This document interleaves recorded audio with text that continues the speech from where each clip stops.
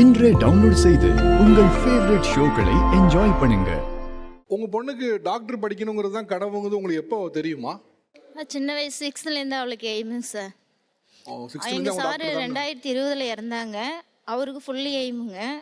இந்த பொண்ணை நான் டாக்டர் என் புருஷன் வந்து ஐசியூவில் இருக்கும் போதுங்க, நான் ஒவ்வொரு டாக்டர் காலையிலும் நான் விழுந்து என் புருஷனை காப்பாற்றுங்கன்னு கெஞ்சுவேங்க. அப்போ என் குழந்தைங்க பார்க்கும்போது அந்த எய்ம் அவளுக்கு ரொம்ப கான்ஃபிடெண்ட்டாக வந்துச்சுங்க. எனக்கும் அது ரொம்ப உறுதியாகிடுச்சிங்க. டாக்டர் தவிர வேறு எதுவும் கிடையாது. நீ 3 வருஷம் எழுதினாலும் எழுது, லைஃப் போனாலும் கவலை இல்லை. இந்த டாக்டர் இல்லை, நீ டாக்டர் இல்லைன்னு மற்றவங்க நம்மளை இழிவுபடுத்தினாலும் நீ டாக்டர் வாங்கி தான் அவனோட டாக்டர் கவிப்பிரியான்னு அவங்க அப்பா எழுதி வச்சுட்டு போயிட்டாருங்க சார். பாஸ்கர் சக்தி சார், நீங்கள் ஆக்சுவலாக வரதுக்கு முன்னால் கூட நிறைய பேர் ஸ்ட்ரெஸ்ன்னு சொல்லி சில லைட்டர் நோட்டில் சில விஷயங்களை சொன்னாங்க. பட் இது வந்து ஒரு ரொம்ப முக்கியமான ஒரு ஸ்ட்ரெஸ். அதாவது ஒரு காம்படிட்டிவ் எக்ஸாம் ஒருத்தரை வந்து தன்னோட கனவை அச்சீவ் பண்ண விடாமல் எவ்வளோ தூரம் தடையாக இருக்குது அப்படின்னு ஒரு சோஷியல் ஆக்டிவிஸ்ட்டாக ஒரு சமூக பார்வை கொண்டு வரா நீங்கள் இதை எப்படி பார்க்குறீங்க? ஏன்னா ஒரு பெருங்கனவு இருக்குது, அந்த பெருங்கனவை அச்சீவ் பண்ணுறதுக்கு காம்படிட்டிவ் எக்ஸாம் வழி. ஆனால் அந்த காம்படிட்டிவ் எக்ஸாமே ஒரு சுமையாக இருக்குது. இது ரொம்ப பெரிய கேள்வி தான், ரொம்ப வருத்தத்துக்குரிய கேள்வி. அந்த பொண்ணு பேச ரொம்ப மனசு கஷ்டமாக இருக்குது. ஆக்சுவலாக நம்ம வந்து நீட்டுங்கிறது இப்போ வந்தது, பட் பொதுவாக எஜுகேஷன் சிஸ்டத்தவே ரொம்ப ஸ்ட்ரெஸ்ஃபுல்லாக தான் மாற்றி வச்சுருக்கோம் ஒரு 20 வருஷமாக. ஏன்னா என்னுடைய தலைமுறை, எனக்கு அடுத்த தலைமுறை, அதுக்கப்புறம் 90ஸ்க்கு பிறகு கல்வி முறையே ரொம்ப ஸ்ட்ரெஸ்ஃபுல்லான ஒன்றா தான் இருக்குது. வருஷத்துக்கு 1500 ரூபா ஃபீஸ் கட்டி படித்தேன்னு சொன்ன டாக்டர்ஸ்லாம் நான் பார்த்துருக்கேன். அப்படிப்பட்ட ஒரு கல்வியை வந்து நம்ம ரொம்ப பெரிய ஒரு வியாபார ஒன்றா மாற்றி அதுக்கு வந்து 20 லட்சம்ன்றது அவங்க வாழ்நாளில் என்றைக்கு 20 லட்சத்தை சம்பாதிக்க முடியும் இந்த மாதிரி ஒரு குடும்பத்தில்? அது அவங்க லைஃப் வந்து ரொம்ப பேத்தட்டிக்காக இருக்குது. ஸோ இப்படி ஒரு சிஸ்டத்தை சிக்கல் பண்ணி வச்சுருக்கிறதுல வந்து சமூகத்துக்கு ஒரு பெரிய பங்கு இருக்குது. உங்களுக்கு எத்தனை வருஷம் டாக்டர் கனவுமா? சின்ன வயசுலேருந்து டாக்டர்னு அப்படின்னு பழகிடுச்சு சார். எனக்கு எந்த ஒரு சிந்தனையும் இல்லை சார், ஆனால் டாக்டர் ஆகணும் அப்படின்னு ஒரு ஆசை தான் சார். எனக்கு வந்து என்னென்னா சுகருக்கு மெடிசன் கண்டுபிடிக்கணும்னு எனக்கு ரொம்ப நாளாக ஒரு ஆசை சார். சில தோல்விகள் என்னால் ஏற்றுக்க முடியல, இருந்தாலும் நான் அதை விட்டு கொடுக்க போகிறது இல்லை சார். கண்டிப்பாக நான் எது படித்தாலும் சரி, நான் சாகிறதுக்குள்ளே MBBS அப்படின்னு ஒரு டிகிரி கண்டிப்பாக வாங்கிடுவேன் சார்.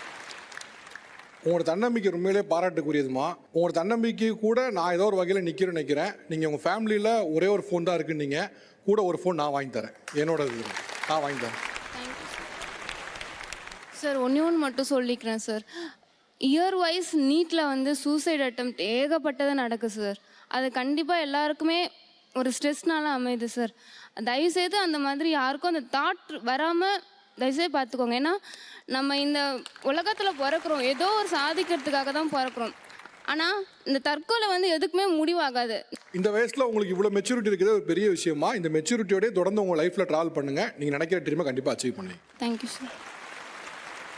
ஒரு விஷயம் மட்டும் சொல்லிடுறேன் sir. Actually I am a NEET and IIT faculty. இந்த நீட்காக அந்த பொண்ணு சொல்லியிருந்தாங்களே ரொம்ப படிக்கிறதுக்கு எனக்கு வசதி இல்லைன்ட்டு. இந்த ஜீ தமிழுக்கு வந்ததுனால actually I am proud to tell this. அவங்களுக்கு விருப்பப்பட்டா அவங்களுக்கு free NEET coaching I will give you sir. Wow.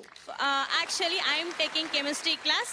என்னோட கலீக்ஸ் ஃபிசிக்ஸ் அண்ட் பயாலஜி எடுக்கிறாங்க. அவங்களுக்காக நான் பேசி அவங்களுக்கு ஃப்ரீயாக நீட் அவங்க கிளியர் பண்ணுற வரைக்கும் 1 இயர் 2 இயர் 3 இயர் எத்தனை இயர்ஸ் ஆனாலும் இந்த ஜீ தமிழ் வந்ததுனால எனக்கு இந்த ஆப்பர்ச்சுனிட்டி கிடச்சிருக்கு. அவங்களுக்கு ஃப்ரீயான NEET coaching I will give them. It's my promise. இந்த நவீன கால ஸ்ட்ரெஸ் நீங்கள் எப்படி பார்க்குறீங்க? என்ன பண்ணுறாங்கன்னா எல்லா சின்ன விஷயத்தையும் இல்லை இவங்களா மனசுக்குள்ளே ஒரு பெருசு பண்ணிக்கிட்டு அதுக்கு உங்க முக்கியத்துவம் கொடுக்கறது.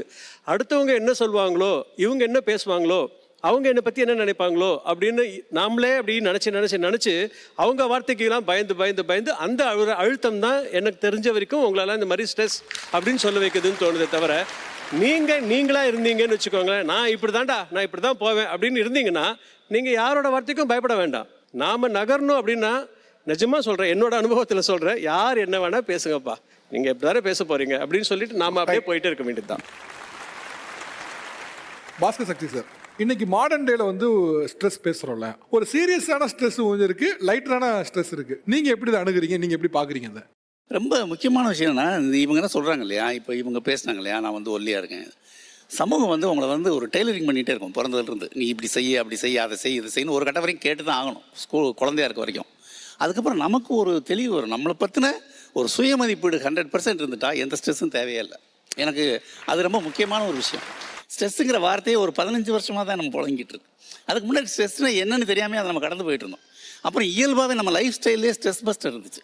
உதாரணமாக ஒரு வீட்டில் பெரிய டெத் நடந்துருதுன்னா அந்த வீட்டில் ஒரு 15 நாள் உறவினர்கள்லாம் கூடி துக்கம் கொண்டாடுவாங்க.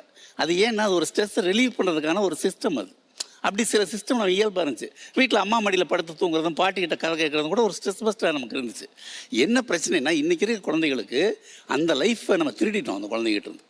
எந்த குழந்தையும் வந்து விளையாட அனுமதிக்கிறது நம்ம. நீங்கள் படி படி படி வேலைக்கு போ, இதுதான் வாழ்க்கைன்னு குழந்தைகளை ஸ்ட்ரெஸ் ஆக்குறது அப்பா அம்மாக்களும், அதனால ஸ்ட்ரெஸ் ஆகிக்கிறதும் அப்பா அம்மாக்கள் தான். இல்லை, அதில் ஒரே ஒரு பாயிண்ட் நான் சேர்க்கணும்னு நினைக்கிறேன். இதில் என்னென்னா நிறைய பிரச்சனை வந்து பெற்றோர்கள்கிட்ட இருக்குது. ஏதாவது ஒன்று குழந்தை தடிக்க விழுந்துன்னு ஐயோ தபார் அப்படின்னு போய் தூக்கிட்டு இந்த தரை தானே ஒரு தட்டி விட்டுது அப்படின்னு தரையை அடிக்கிறது. எதுக்கு தரையை அடிக்குதுங்க? குழந்தை விழுந்ததுன்னா எழுந்து வா எழுந்து வா அப்படின்னு சொல்லிட்டு வெயிட் பண்ணுங்க. அது தோல்வி அப்படிங்கிறது ஒரு தடவை ஃபெயில் ஆனா, நான் நிறைய தடவை ஃபெயில் ஆயிருக்கேங்க அன்னைக்கு. அதனால லைஃப்பில் ஃபெயில் ஆகல, அதனால ஃபெயில் ஆனால் அது ஒரு பெரிய விஷயம் கிடையாது. ஸ்ட்ரெஸ்ஸுக்கு ரொம்ப முக்கியமாக மாடர்ன் டே ஸ்ட்ரெஸ் பற்றி கேட்டிங்களா, அது ரொம்ப முக்கியமான தர காட்ஜெட்ஸ்க்கு ஒரு முக்கியமான ரோல் இருக்குது, குறிப்பாக மொபைலுக்கு. ஏன்னா நான் பார்க்குறேன் ஒரு 5-6 இளைஞர்கள் உட்காந்து கம்பெனியாக பேசிகிட்டு இருக்கக்கூடிய இளைஞர்கள் வந்து 5 பேருமே மொபைலில் உட்காந்துருக்கிறத நான் பார்க்குறேன். நீங்கள் சோஷியலைஸிங்கிற ஒரு விஷயத்தவே வந்து மொபைல் உங்கள்கிட்ட திருடிட்டு இருக்கு. நீங்கள் சக மனிதனோட பேசி சிரிச்சா தான் உங்களுக்கு உலகம் புரியும், பிரச்சனைகள் புரியும், உணர்வுகளை பரிமாறிக்கிறதுக்கான ஒரு ஸ்பேஸ் வந்து நண்பர்களோட பேசும்போது தான் இருக்குது. ஆக்சுவலாக நான் வந்து 2-3 விஷயங்கள் சொல்லணும் பார்க்குறேன். ஒன்று வந்து என்னென்னா டெக்னாலஜிலேருந்து தொடர்ந்து பார்க்குறேன். பொதுவாக அந்த டெக்னாலஜியோடைய அல்டிமேட் பர்பஸ், மெயின் பர்பஸ் என்ன அப்படின்னா நமக்கு இருக்கக்கூடிய ஸ்ட்ரெஸ்ஸை குறைப்பது, நமக்கு இருக்கக்கூடிய வேலைப்பளுவை குறைப்பது, நேரத்தை இன்னும் குறைப்பது. இதுதான் டெக்னாலஜியோட அல்டிமேட்டம். ஆனால் இப்போ என்ன பிரச்சனை அப்படின்னா டெக்னாலஜி எந்த பர்பஸை சர்வ் பண்ணணுமோ அதை தாண்டி அதுக்கு மாறா பர்பஸ் சர்வ் பண்ணிருக்கு. இப்போ டெக்னாலஜி வந்து நம்மளுடைய ஸ்ட்ரெஸ்ஸை கம்மி பண்ணணும். முன்னால் லெட்ரு பண்ணிட்டு இருந்தோம், லெட்ரு அனுப்பிட்டு இருந்தோம், அது அவருக்கு போய் சேர்ந்துச்சான்னு தெரியாது, சேர்ந்தாலும் அவர் திருப்பி கொடுத்தா அது எப்போ வரும்னு தெரியாது, இவ்வளோ பிரச்சனை இருந்துச்சு. அப்போ டெக்னாலஜி கொண்டு வந்து மெசேஜ் அனுப்பிச்சிட்டா உடனே போயிடும் இருந்தது. இப்போ அதுவே மாறி எங்கே போயிடுச்சுன்னா இப்போ நம்மக்கிட்ட ஆப்ஷன் என்ன, அந்த ஆள் பார்த்துட்டானா பார்க்கலன்னு தெரியுது.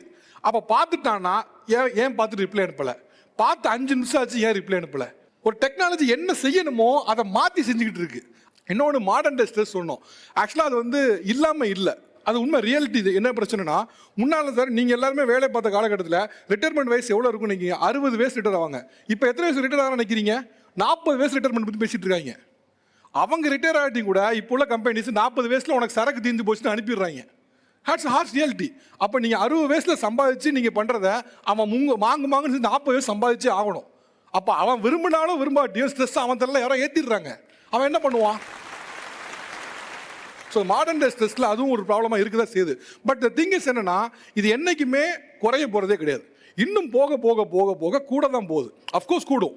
அப்போ இதுக்கு நடுவில் நாம் எப்படி சர்வை பண்ண போகிறோங்கிறது தெரிஞ்சுக்கிறது தான் பெஸ்ட்டு. நிற்பது வீழும் நகர்வது வாழும்பாங்க. யார் நின்றுட்டே இருக்கணும் வீழ்ந்துருவான், எது நகருதோ அது வாழும். நாம் இதுக்கு நடுவில் எப்படி நீந்துறதுங்கிறத கற்றுக்கிட்டா மட்டும்தான் அது பண்ண முடியும். ஸ்ட்ரெஸ் இருக்குன்னா அஃப்கோர்ஸ் இருக்கு தான் செய்யும். ஸோ இதுக்கு நடுவில் எப்படி சர்வை பண்ணுறதுக்கான ஃபிலாசபியை கற்றுக்குங்க, யூ வில் சர்வை.